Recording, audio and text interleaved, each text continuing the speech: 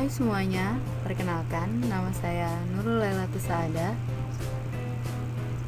Dan ya, ini foto saya. Sebelum masuk ke inti dari video ini, saya akan menjelaskan kenapa video ini saya buat. Nantinya kalian akan sering menemukan video-video mengenai proyek di channel saya, karena memang saya akan membuat semacam sequel mengenai pembahasan manajemen proyek teknologi informasi. Dan untuk pembahasan pertama, saya akan memulai dari hal yang paling dasar, yaitu konsep proyek. Apa sih proyek itu? Mungkin ketika kalian mendengar kata proyek, yang muncul di benak kalian adalah proyek jembatan, proyek jalan, atau mungkin proyek bangunan. Lalu, apa definisi proyek sebenarnya? Proyek merupakan usaha keras yang bersifat temporary untuk membuat produk atau hasil yang unik. Di sini terdapat keyword, yaitu temporary endeavor atau usaha yang temporary sementara, produk atau hasil, dan unik. Lalu di dalam proyek sendiri terdapat beberapa karakteristik.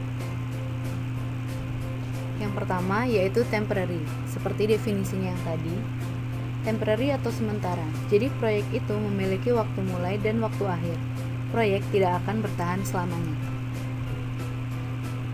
Kemudian ada unique purpose atau memiliki tujuan, berupa produk atau hasil yang unik. Setiap proyek pasti memiliki tujuan yang berbeda-beda, kecuali jika proyek tersebut berkolaborasi dengan proyek yang lain.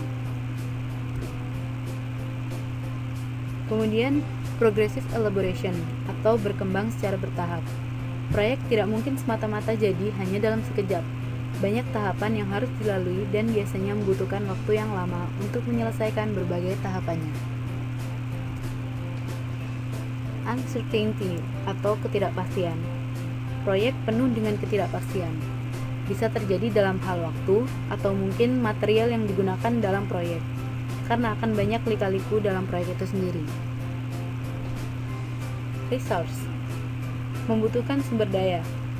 Segala macam sumber daya pasti dibutuhkan dalam proyek, seperti people, money, software, atau hardware mungkin. Yang terakhir, mempunyai customer atau sponsor utama. Proyek berjalan ke arah tujuan yang diinginkan oleh customer dengan bantuan biaya oleh sponsor. Dalam proyek sendiri terdapat constraint atau batasan.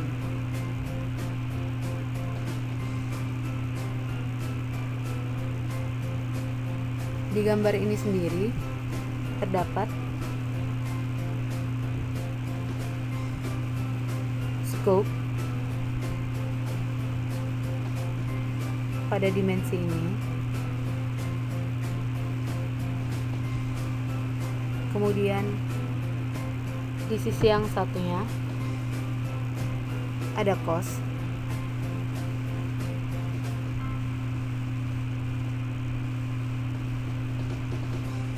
dan juga time.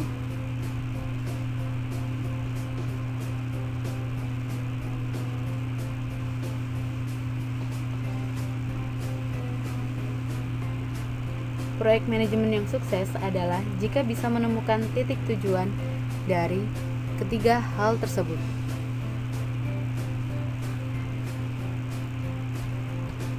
Dan yang pasti,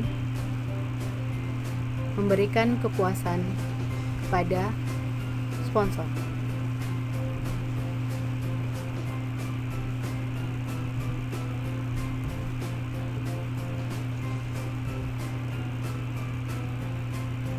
Nah, kemudian di dalam menentukan scope,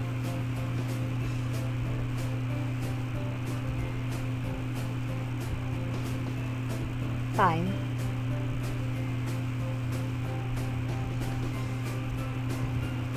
dan juga cost,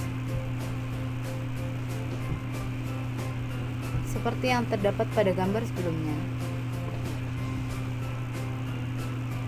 harus selalu melekat kualitas di dalamnya. Jadi, di dalam menentukan tujuan dari proyek itu harus selalu melekat kualitas, karena itu adalah yang paling utama.